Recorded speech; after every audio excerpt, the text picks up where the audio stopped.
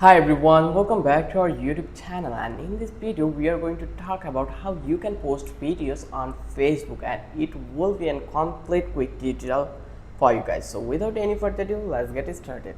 So here actually you can see you will get this kind of an interface when you will enter on Facebook platform, and here you will get see the options this kind of an interface. So here you just need to click over here that place.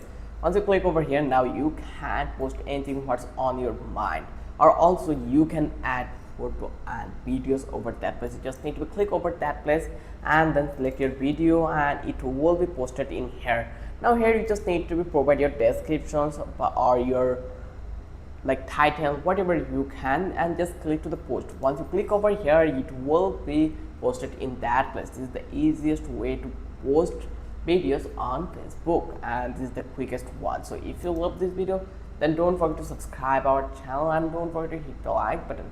Till then, have a good day. I will catch you in the next video with an interesting topic again.